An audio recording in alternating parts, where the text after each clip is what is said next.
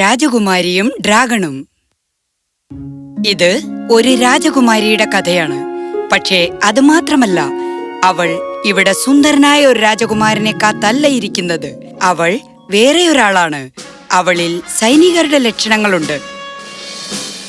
കുറെ കാലങ്ങൾക്ക് മുൻപ് രാജാവും റാണിയും ഒരു കുഞ്ഞിനായി കരഞ്ഞു.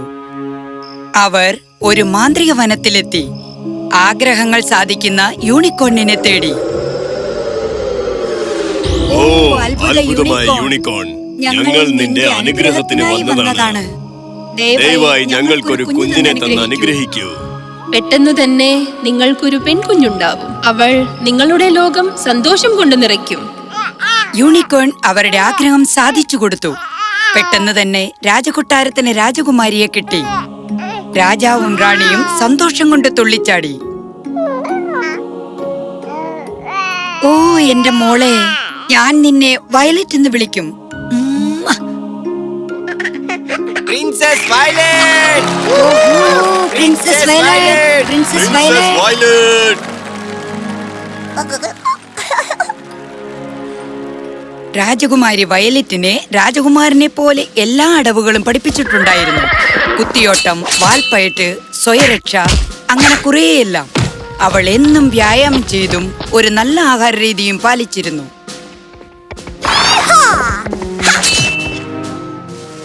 രാജാവിന്റെ കുടുംബം അങ്ങനെ സന്തോഷത്തോടെ ജീവിച്ചു.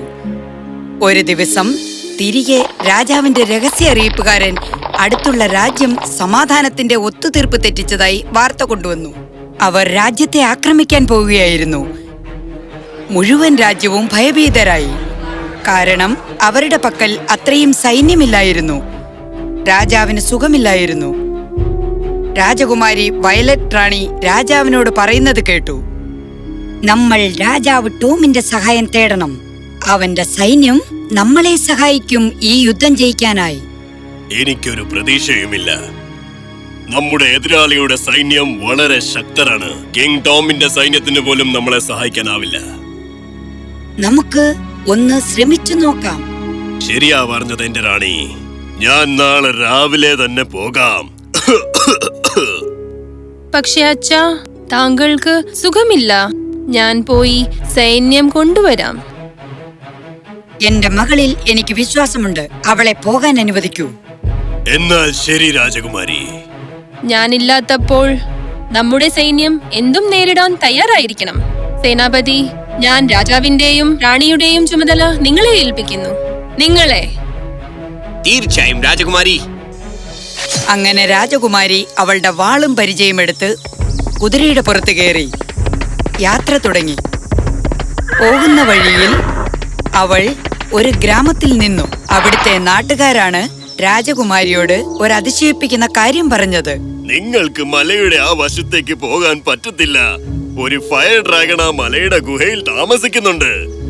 ആ ഗുഹ കടക്കാൻ ശ്രമിച്ചാൽ അവൾ നിങ്ങളെ തിന്നുകളയും. ഒരു ധൈര്യശാലിയായ സൈനികനോ മനുഷ്യനോ അവിടെ നിന്ന് തിരിച്ചു വന്നിട്ടില്ല. എനിക്ക് ഈ ലോകത്തിൽ ഒന്നിനെയും പേടിയില്ല. ഞാൻ മല കടക്കും, എന്തൊക്കെ പ്രശ്നമുണ്ടായാലും. ഡ്രാഗൺ അവിടെ 1000 വർഷങ്ങളായി താമസിച്ചിരുന്നു. പക്ഷേ ആരും അവളെ കണ്ടിട്ടില്ലായിരുന്നു. അവളുടെ ചൂടുള്ള ശ്വാസം അവളുടെ ഗുഹയെ കത്തിച്ചിരുന്നു. അവിടെ ഒന്നും വളരില്ലായിരുന്നു. ധൈര്യശാലിയായ രാജകുമാരി ഒരായുധവുമില്ലാതെ ഡ്രാഗണെ നേരിടാൻ തീരുമാനിച്ചു.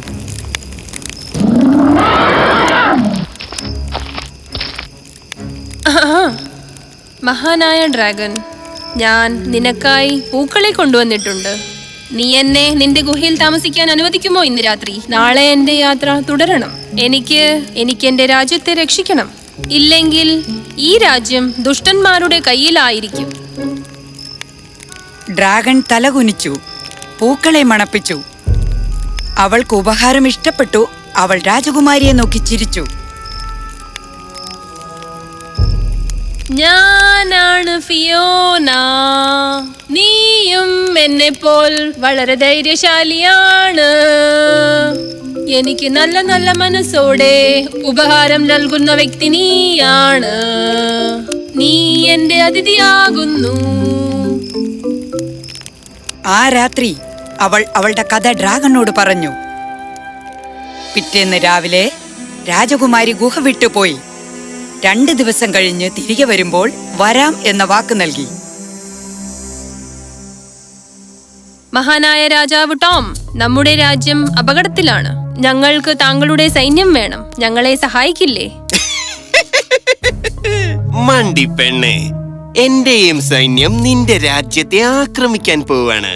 നീ ഇനി നിന്റെ രാജ്യം ചാമ്പലാവുന്നത് കാണും. രാജാവ് അവളെ ബന്ദിയാക്കി ഒരു ടവറിൽ വെച്ചു. ഞാൻ നിങ്ങളെ വിശ്വസിക്കാൻ പാടില്ലായിരുന്നു. എന്നെ പോകാൻ അനുവദിക്കൂ. ഞാൻ പുറത്തിറങ്ങുന്ന അന്ന് നീ നല്ലപോലെ പേടിക്കും. രാജാവ് കാണാൻ പോകുന്ന പൂരം അയാൾക്കറിഞ്ഞുകൂടായിരുന്നു. ഫിയോന, ദാ ഇവിടെ. ശക്തി. ഫിയോന ദേഷ്യത്തോടെ രാജാവിനെതിരെ അമറി. എന്നിട്ട് കാറ്റത്ത് തീ ഊതി. രാജാവും അവന്റെ സൈന്യവും അവളുടെ മുന്നിൽ മുട്ടുകുത്തി. രാജകുമാരി അവളുടെ അങ്കിളിനെ പൂട്ടിയിട്ടു. എന്നിട്ട് സൈന്യത്തിനോട് കൊട്ടാരത്തിലെത്താൻ ആജ്ഞാപിച്ചു. നമുക്ക് പോകാം ഫിയോന. രാജകുമാരി, ഞാൻ ഒരിക്കലും നിങ്ങളെപ്പോലെ ധൈര്യശാലിയായ രാജകുമാരിയെ കണ്ടിട്ടില്ല. ഞങ്ങൾ നിങ്ങളുടെ എതിരാളികളെ ആക്രമിക്കാൻ തയ്യാറാണ്. രാജകുമാരി വയലറ്റ് സൈന്യവുമായി കൊട്ടാരത്തിലെത്തി യുദ്ധം ചെയ്തു.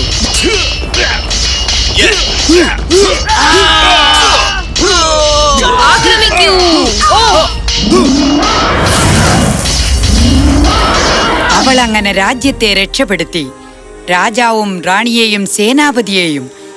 രാജാവ് രാജകുമാരിയോട് പറഞ്ഞു, എല്ലാ ആൾക്കാരും ഓടിപ്പോയി. പക്ഷേ സേനാപതി മാത്രം ഒറ്റയ്ക്ക് നിന്ന് പൊരുതി. പക്ഷേ ബന്ദിയായി.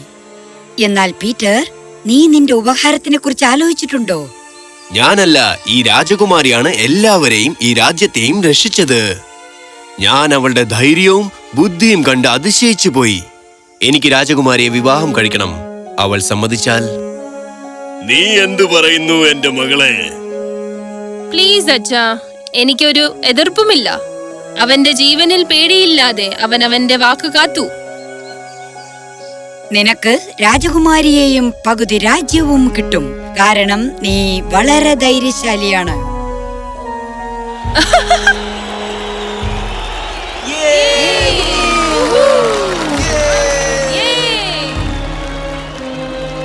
പീറ്ററും വയലറ്റും കല്യാണം കഴിച്ചു. അങ്ങനെ അവർ സന്തോഷത്തോടെ ജീവിച്ചു. അവർ ഒരുമിച്ച് രാജ്യം ഭരിച്ചു. ഓ നിൽക്കൂ, ഡ്രാഗന്റെ എന്തായി എന്നല്ലേ? എന്നാൽ ഫിയോണ അവളുടെ ഗുഹയിലേക്ക് തിരിച്ചുപോയി. അവളുടെ സ്വന്തം വീട്ടിൽ ഒരിക്കലും ആരെയും ശല്യം ചെയ്തില്ല. അവൾ അവളുടെ ഗുഹയ്ക്ക് ചുറ്റും പൂക്കൾ വളർത്തി കൊച്ചു ഡ്രാഗൺസിനോടൊപ്പം സന്തോഷത്തോടെ ജീവിച്ചു.